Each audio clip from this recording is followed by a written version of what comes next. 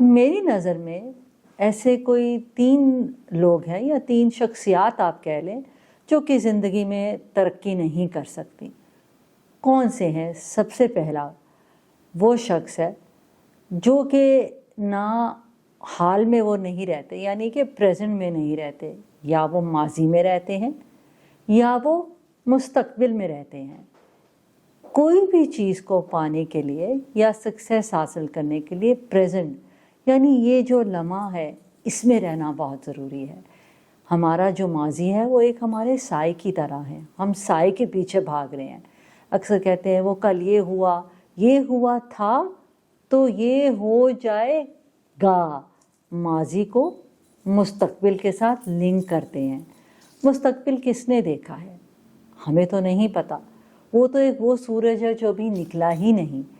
تو آج جو ہمارا ہے یہ بہت ضروری ہے، جو بھی ہم نے کام کرنا ہے وہ ابھی کرنا ہے، تو اس کا رزلٹ ہمیں آگے ملے گا۔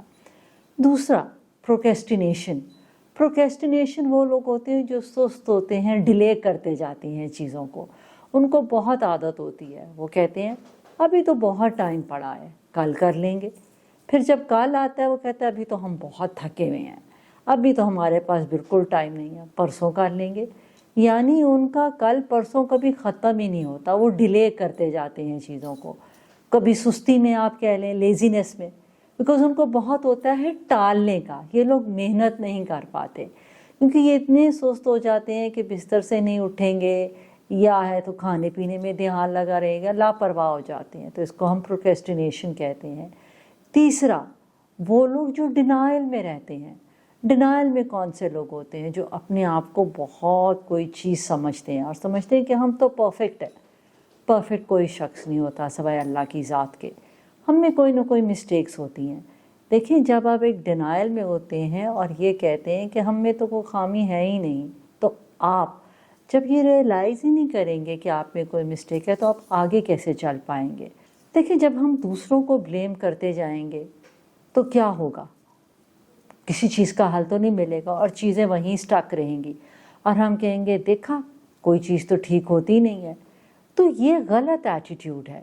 ایٹیٹیوڈ یہ ہونا چاہیے کہ دیکھیں پازیٹیو رہیں، کبھی بھی کوئی غلطی ہو سکتی ہے، کہ غلطی تو انسان سے ہی ہوتی ہے، کیونکہ ہم جو ہوتے ہیں دانستہ یا غیر دانستہ طور پہ کبھی کوئی چیز ہم ایسی کر پاتے ہیں۔ تو جب ہم ایسے کر پاتے ہیں، ہم دیکھیں، ہم اس کو پن پوائنٹ کریں، ہم کانشیس ہوں، اور صرف کانشیس ہونا نہیں، ہم اس کو دوبارہ نہ دہرائیں، اس سے سیکھیں کہ کیا ہم نے سبق سیکھا ہے۔ جب ہم یہ دیکھیں گے کہ ہم نے کیا سبق سیکھا ہے اور اس سے ہمیں کتنا نقصان پہنچا ہے، تو شاید ہم اس کو دوبارہ نہیں دہرائیں گے اور ہمیں تبھی کامیابی ملے گی۔ تو یاد رکھیے، own up and stand up for yourself۔